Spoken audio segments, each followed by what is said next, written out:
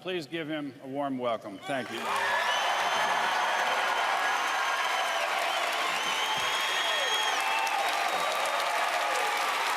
Thank you.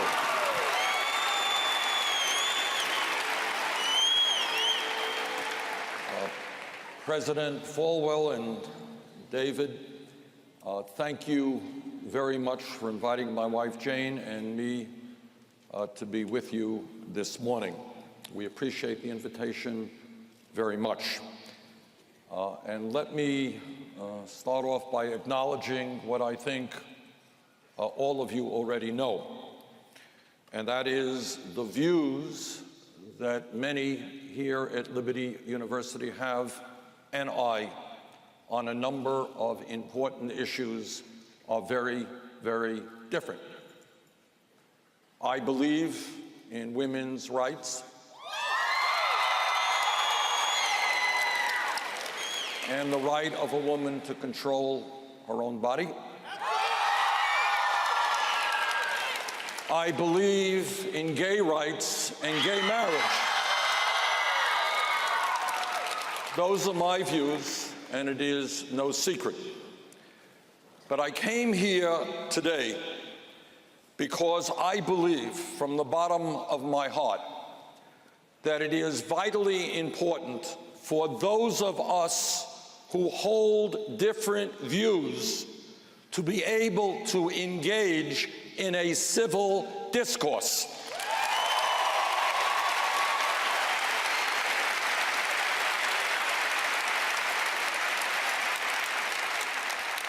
Too often in our country, and I think both sides bear responsibility for us, there is too much shouting at each other. There is too much making fun of each other.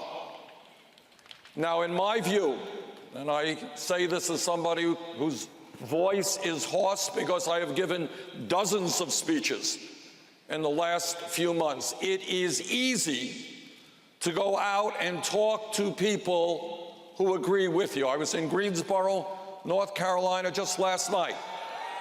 All right, we had 9,000 people out. Mostly they agreed with me, and tonight we're going to be in Manassas and have thousands out and they agree with me. That's not hard to do.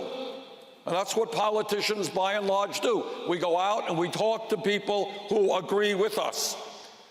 But it is harder, but not less important, for us to try and communicate with those who do not agree with us on every issue.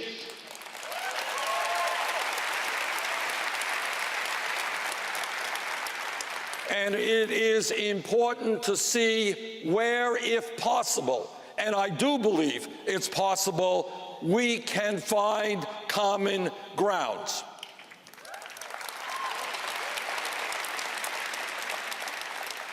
Now, Liberty University is a religious school, obviously.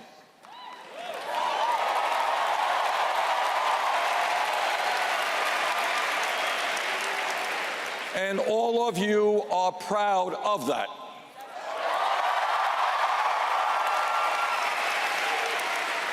You are a school which, as all of us in our own way, tries to understand the meaning of morality. What does it mean to live a moral life? And you try to understand in this very complicated modern world that we live in what the words of the Bible mean in today's society. You are a school which tries to teach its students how to behave with decency and with honesty, and how you can best relate to your fellow human beings, and I applaud you for trying to achieve those goals.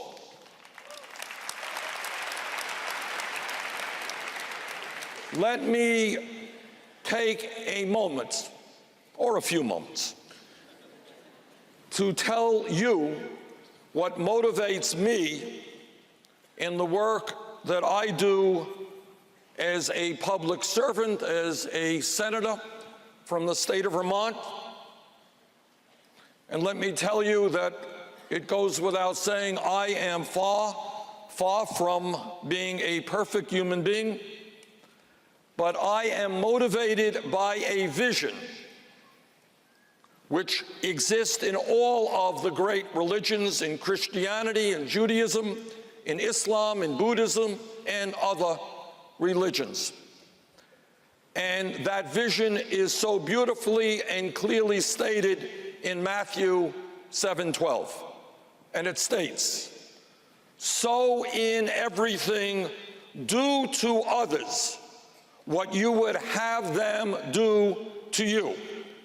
For this sums up the law and the prophets."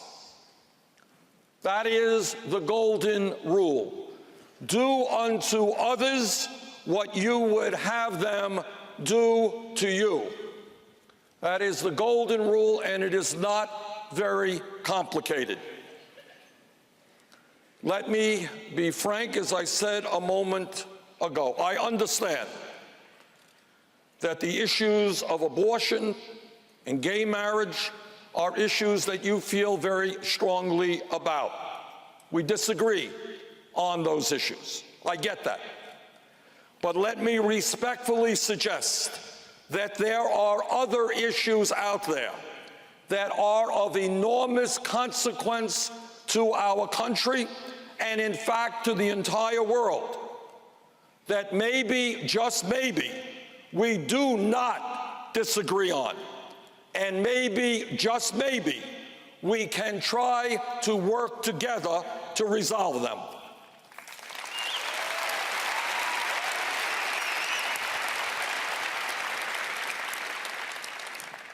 Amos 5:24. But let justice roll on like a river, righteousness like a never-failing stream. Justice, treating others the way we want to be treated, treating all people, no matter their race, their color, their stature in life, with respect and with dignity.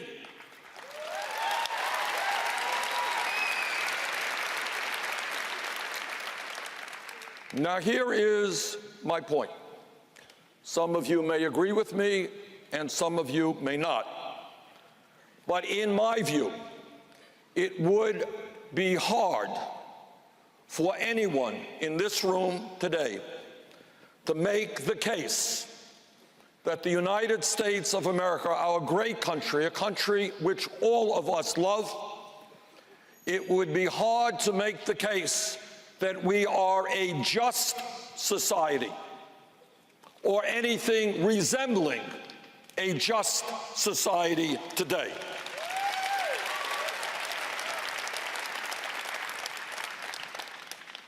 In the United States of America today, there is massive injustice in terms of income and wealth inequality. Injustice is rampant. We live, and I hope all of you know this, in the wealthiest country in the history of the world. But most Americans don't know that, because almost all of that wealth and income is going to the top 1%. Now, that's the truth. We are living at a time, and I want all of you, if you would, put this in the context of the Bible, not me, in the context of the Bible. We are living at a time where a handful of people have wealth beyond comprehension. And I'm talking about tens of billions of dollars, enough to support their families for thousands of years, with huge yachts and jet planes and tens of billions. More money than they would ever know what to do with. But at that very same moment, there are millions of people in our country, let alone the rest of the world, who are struggling to feed their families. They are struggling to put a roof over their heads, and some of them are sleeping out on the streets. They are struggling to find money in order to go to a doctor when they are sick. Now, when we talk about morality, and when we talk about justice, we have to, in my view, understand that there is no justice when so few have so much and so many have so little.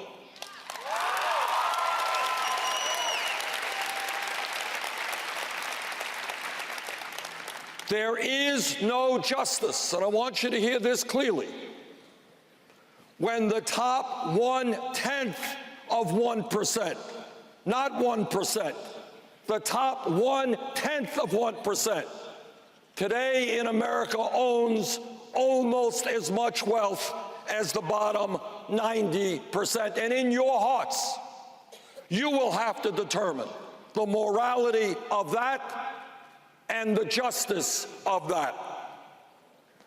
In my view, there is no justice when here in Virginia and Vermont and all over this country, millions of people are working long hours for abysmally low wages of $7.25 an hour, of $8 an hour, of $9 an hour, working hard but unable to bring in enough money to adequately feed their kids. And yet at that same time, 58% of all new income generated is going to the top 1%. You have got to think about the morality of that, the justice of that, and whether or not that is what we want to see in our country.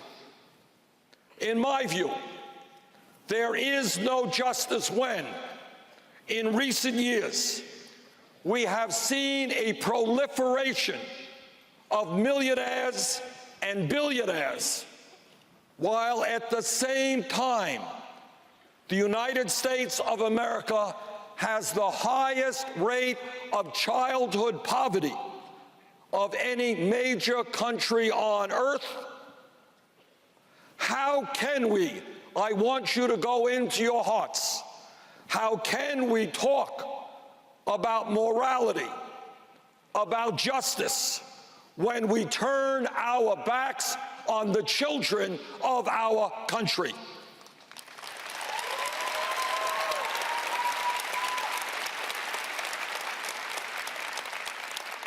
Now, you have got to think about it. You have to think about it, and you have to feel it in your guts. Are you content? Do you think it's moral that 20% of the children in this country, the wealthiest country in the history of the world, are living in poverty? Do you think it is acceptable that 40% of African American children are living in poverty? In my view, there is no justice, and morality suffers when in our wealthy country, millions of children go to bed hungry. That is not morality. And that, in my view, is not what America should be about.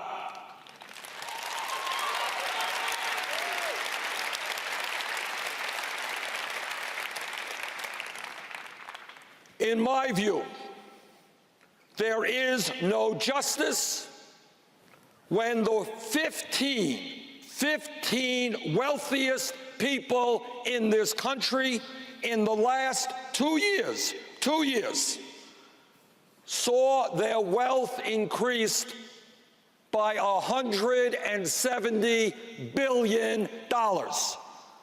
2 years, wealthiest 15 people in this country saw their wealth increase by $170 billion.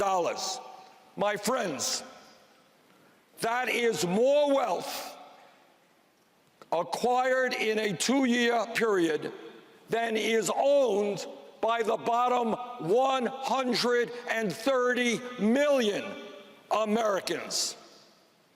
And while the very, very rich become much richer, millions of families have no savings at all, nothing in the bank. And they worry every single day that if their car breaks down, they can't get to work. And if they can't get to work, they lose their jobs. And if they lose their jobs, they don't feed their families. In the last 2 years, 15 people saw a $170 billion increase in their wealth. 45 million Americans live in poverty. That, in my view, is not justice. That is a rigged economy designed by the wealthiest people in this country to benefit the wealthiest people in this country at the expense of everybody else.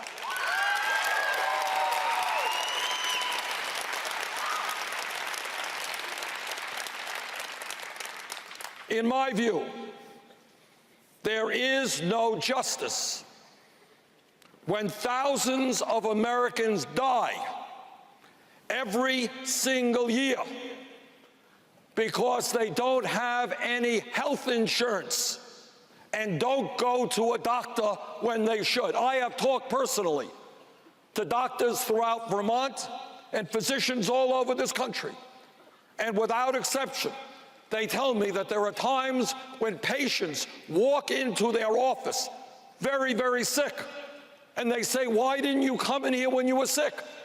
And the answer is, "I don't have any health insurance, or I have a high deductible. I thought the problem would get better." And sometimes it doesn't, and sometimes they die because they lack health insurance. That is not justice. That is not morality. People should not be dying in the United States of America when they are sick.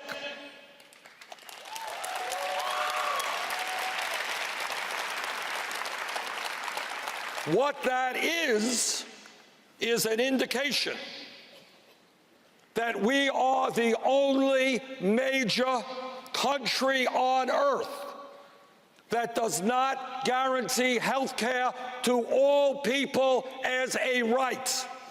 And I think we should change that. And I think that when we talk about morality, what we are talking about is all of God's children, the poor, the wretched. They have a right to go to a doctor when they are sick.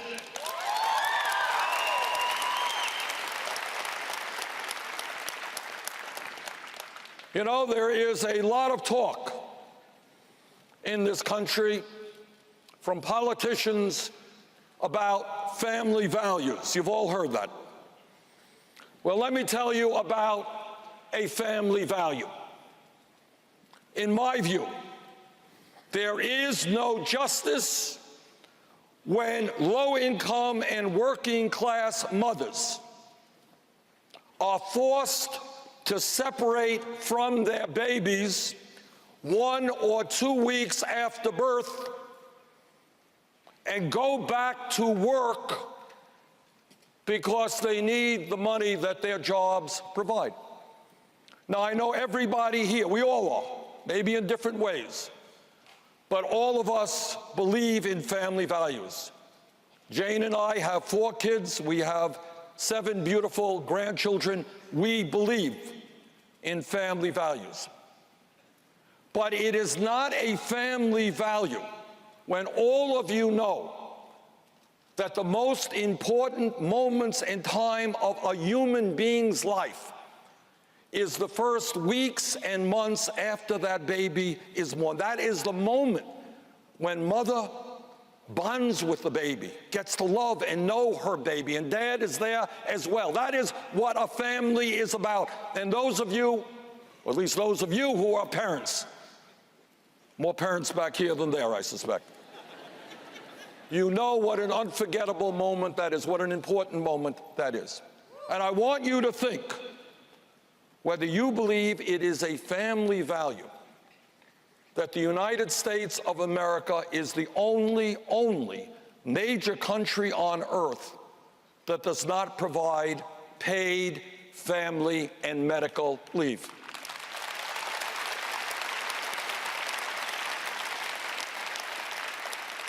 Now, in English, what that means is that all over the world, when a woman has her baby, she is guaranteed the right, because society understands how important that moment is. She is guaranteed the right to stay home and get income in order to nurture her baby. And that is why I believe, when we talk about family values, that the United States government must provide at least 12 weeks of paid family and medical leave.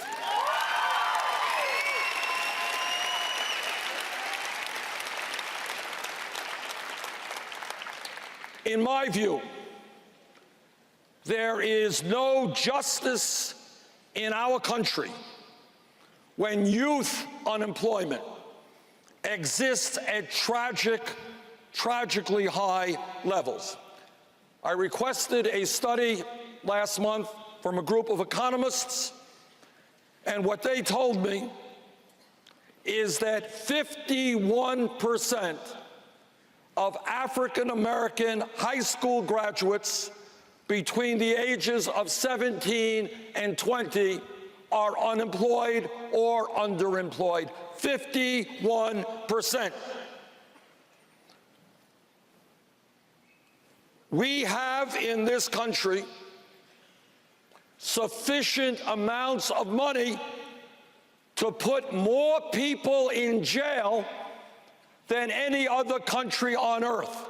The United States has more people in jail than China, a communist authoritarian country.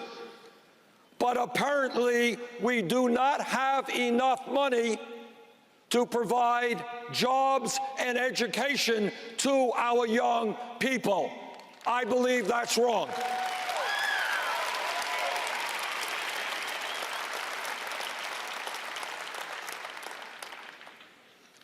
I am not a theologian. I am not an expert on the Bible, nor am I a Catholic. I am just a United States Senator from the small state of Vermont. But I agree with Pope Francis, who will soon be coming to visit us in the United States. I agree with Pope Francis when he says, and I quote, "The current financial crisis originated in a profound human crisis, the denial of the primacy of the human person." And this is what he writes: "We have created new idols.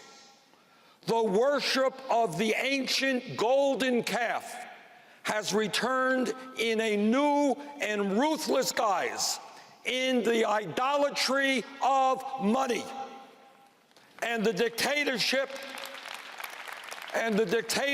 of an impersonal economy lacking a truly human purpose." End of quote.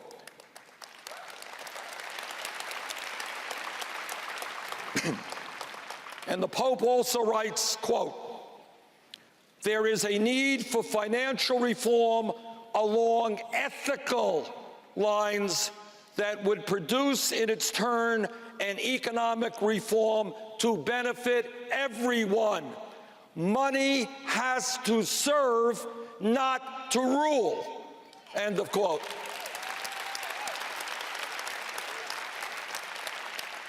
Now, those are pretty profound words, which I hope we will all think about.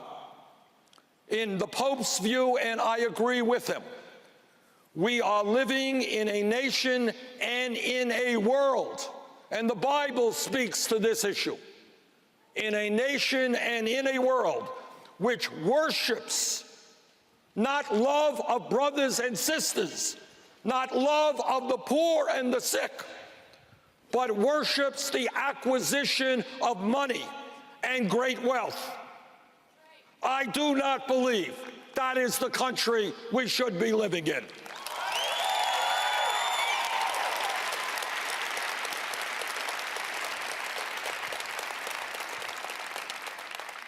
Money and wealth should serve the people. The people should not have to serve money and wealth.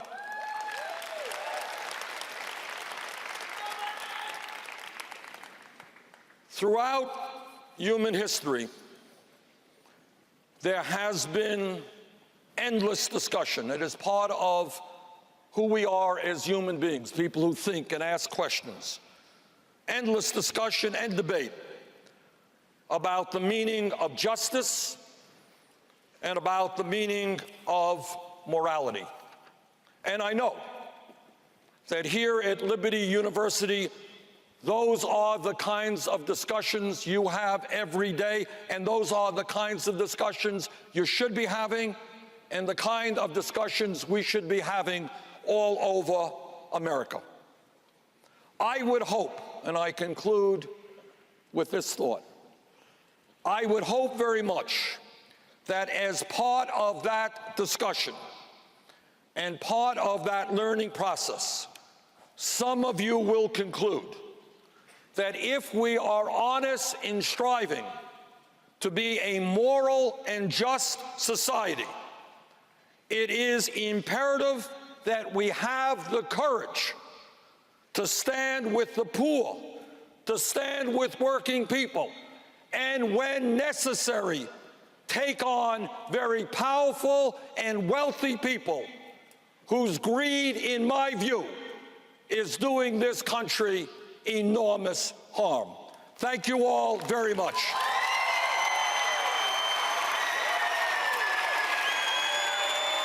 Thank you.